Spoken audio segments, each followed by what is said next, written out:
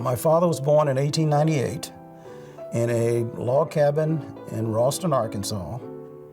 He grew up staying with his grandparents, and he started out in that one-room school at Oak Grove 1 through 8. Then he went to finish his high school in Pine Bluff, Arkansas at Arkansas AM&N College. After that, he was interested in improving his education and interested also in auto mechanics because cars were just coming along in that time period. So he moved to Kansas City, where he found a job working for an African-American as a chauffeur. So he had a car and a place to stay because you lived with whoever you worked for at that time. So he was doing well as a young man in Kansas City.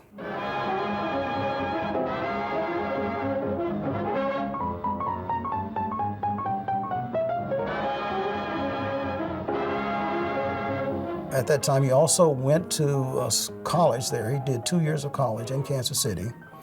And then after that, my grandfather called him, or what that meant was he probably wrote him a letter at that time and told him he needed him to come back to Rosston to teach at the school because the students need good teachers. And he thought he would be a good teacher.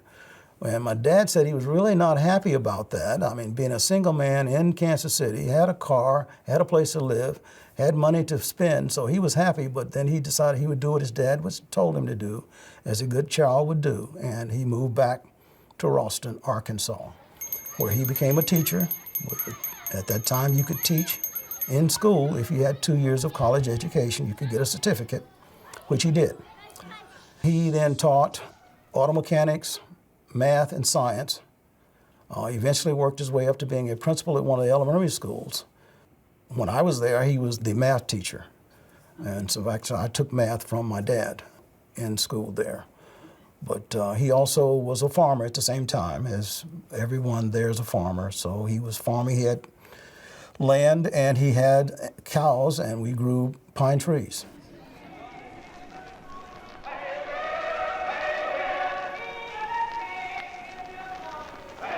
He was also very religious, spent a lot of time with the churches in the area of Hope, Arkansas.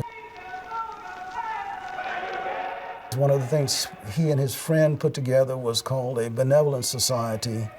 It's really kind of a burial association. A lot of times people would die and the family would not be able to afford to bury them. So you put together 25 cents a month and they would guarantee that you would have enough funds to put you away when your life ended. He worked in the community to ensure that other kids had jobs. He would ensure that people had a chance to go to school. And his philosophy was, no matter what your job was, do it the best you can do. No matter what it is, be your best at all times, be successful. And if you do that, life will turn you a good favor. CC Camps was giving people jobs, a part of the New Deal program. And so he was in the CC Camps, and in that camp, he did auto mechanic work for them at that time. And in fact, that got him a good recommendation for a job, being able to repair vehicles, and he was a hard worker as well. That enabled him also to help people, which is something he always wanted to do and wanted to encourage me to do as well.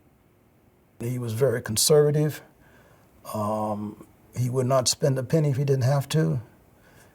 He was just a different kind of person, I guess. After his retirement, he stayed there until we felt it was better for him to live with us here in Delaware, so he moved to Delaware and lived with us until he passed away in 2003. So he died at an age of 104. We had a wonderful time while he was here, and I learned a lot from him.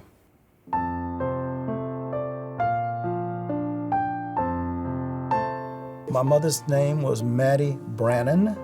She was born in 1905 in Mount Pleasant, Texas. She grew up with her parents there who were farmers. However, her mother and father passed away when my mother was 14. And so at that time, she moved in with a cousin in Texarkana, Arkansas. She then went to school in Texarkana through high school. And then she, being one of the few in her family able to go to college, she went to a school called Bishop College, which at that time was in Marshall, Texas. She got a degree there and was working in that area. So my dad got introduced to this lady in Texarkana who someone thought he ought to meet. And it turned out that that became a husband and wife. They got married in 1941, and I came along in 43. My mother also worked at the school in Oak Grove in Rosston, Arkansas, and eventually became the principal of the high school. She ran the district for 1 year, and during that time she was able to start an adult school. A lot of the adults in the Rosston area at that time had never gone to school. They did not have their GEDs. And so she put together an adult school, which she would use the school teachers to teach at night and on weekends for a little small stipend to teach these adults. And a lot of the adults there got their education, got their GEDs through that program. She was also very, very active and influential in the clubs in Hope, Arkansas.